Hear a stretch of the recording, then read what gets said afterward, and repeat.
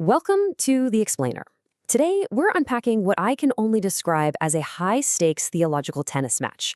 It's between two incredibly passionate scholars, and they are rallying back and forth over one massive topic: the ultimate identity of Jesus Christ. On one side of the net, we've got Samuel Nesan. He's a Trinitarian apologist, and his core argument is that the biblical text reveals a multi-personal God. But right across the net is Will Barlow. He's a biblical Unitarian pastor, and he argues the exact opposite, that the Bible presents a singular, unipersonal God and a completely separate, exalted human Messiah. It is an absolutely fascinating clash of biblical interpretation. So let's just dive right into it. The entire debate orbits around one massive historical question: is Jesus Yahweh?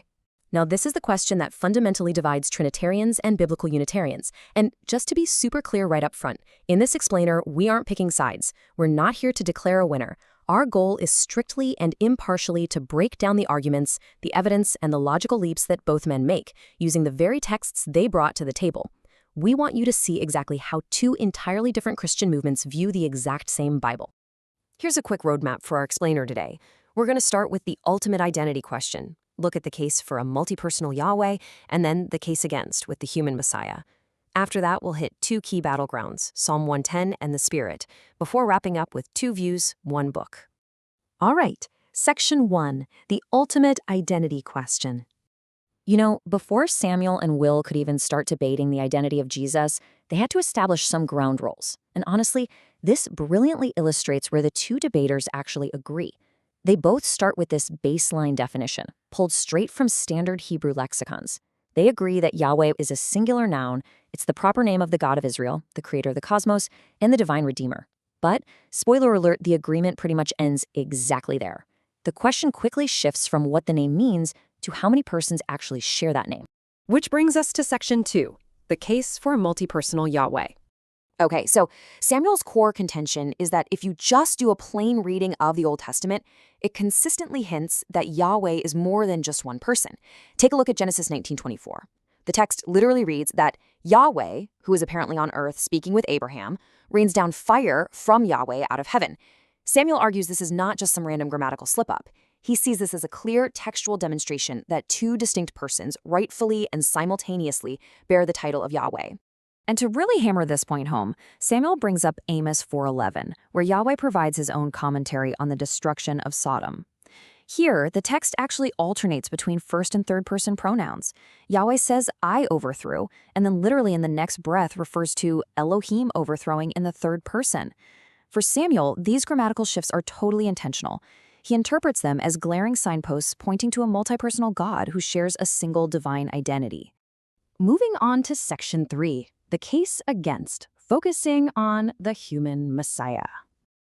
Now, Will Barlow reads these exact same texts, but he comes away with a very different take. He counters Samuel's grammatical argument by bringing in this literary concept called Elism. So, what is that? Well, Elism is simply the act of speaking about yourself in the third person as a figure of speech, usually for emphasis. Will argues that, just as King Solomon might refer to himself as King Solomon rather than I, Yahweh using third-person pronouns is just a rhetorical tool. It's a common Hebrew idiom. It is absolutely not some secret hint at multiple persons hiding within the Godhead. So Will's logic builds really systematically from there. First, because Yahweh is a singular noun, he says it implies a singular person. Then, he points to passages like Deuteronomy 18 and Isaiah 53 to show that the Bible actually consistently treats Yahweh as completely separate from other characters, and yes, that includes the prophesied Messiah. So in Will's view, the Father alone is the creator, and Jesus is an entirely separate being. He is a highly exalted human Messiah for sure, but definitively not Yahweh. Let's jump to Section 4, key battleground, Psalm 110. All right, this is where the theological rubber really meets the road. Both men clash directly, head-on, over the interpretation of this one specific verse, Psalm 110:1. Yahweh says to my Lord, "Sit at my right hand." Now, the Hebrew word used for that second Lord is Adoni, and I can't stress this enough. This single, solitary verse becomes the absolute anchor for both of their opposing views. Let's see how they break it down. Okay, so on the Trinitarian side, Samuel argues that Jesus himself quotes this exact psalm in Matthew 22 to challenge the religious leaders. Jesus uses it to prove that the Messiah transcends mere human categories. If David calls him Lord, he has to be way more than just David's human descendant, right? But then Will approaches it from a strict grammatical analysis of the original text. He points out that the Hebrew word Adonai is used 195 times in the Old Testament, and guess what? It never refers to Yahweh. Not once. It strictly designates a human superior or an Israelite king. Therefore, Will concludes the text is depicting Yahweh as completely separate from an exalted human lord. Next up is Section 5, Key Battleground, the Spirit. Now, Samuel bases a massive part of his affirmative case on what he calls a pneumatological argument, which is just a fancy way of saying an argument about the Holy Spirit. Let's trace his logic step by step. Step 1. The Old Testament, specifically Joel chapter 2, clearly states that pouring out the Spirit is a uniquely divine prerogative of Yahweh alone. Only God does that. Step 2, you get to the New Testament, starting with the Gospels and moving into Acts 2 at Pentecost, and it is explicitly Jesus who baptizes with and pours out the Holy Spirit. So, step 3, Samuel concludes that since Jesus is doing the thing only Yahweh does, Jesus must share the divine identity of Yahweh. It sounds pretty airtight, right? Well, while Samuel says Jesus shares the divine prerogative, Will counters this hard by calling it a fulfillment fallacy.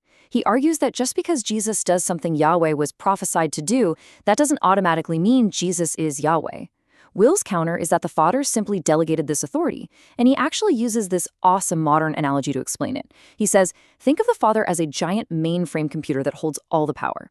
Jesus is a connected laptop with access to that mainframe, and the Holy Spirit is the Wi-Fi connecting them and us.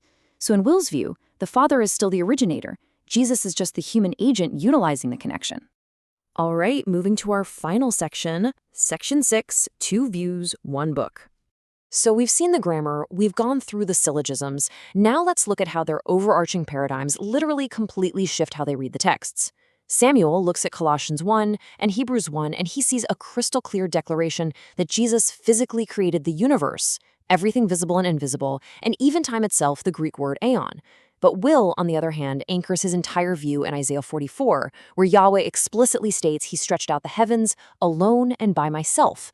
Therefore, Will has to interpret Colossians 1 not as the physical Genesis creation, but as a spiritual new creation of thrones and powers initiated by the human Messiah. It is the exact same text, leading to wildly different chronological and theological conclusions. Let's tie this whole shebang together. For Samuel, representing the Trinitarian view, Yahweh is multi-personal. Jesus is quite literally Yahweh in the flesh, and when Jesus died, his human body and soul separated, but his immortal divine nature remained totally intact. For Will, representing the Unitarian view, Yahweh is unipersonal, the Father alone. Jesus is a completely separate, highly exalted human Messiah. And here's the kicker for Will. Because Yahweh is immortal and strictly cannot die, the very fact that Jesus actually died on the cross proves he absolutely cannot be Yahweh. Which brings us to our final thought for this explainer. You have seen firsthand how two highly educated, incredibly passionate individuals can look at the exact same ancient scriptures. We're talking the same words, the same grammar, the exact same cross-references, and arrive at fundamentally opposed conclusions about the ultimate identity of Jesus. The ancient evidence is identical, but it's the lens they look through that totally determines the outcome. So I really want to leave you with this. How does your own interpretive lens shape the way you read ancient texts? Thank you so much for joining me on The Explainer. Keep asking those tough questions and keep learning. Catch you next time.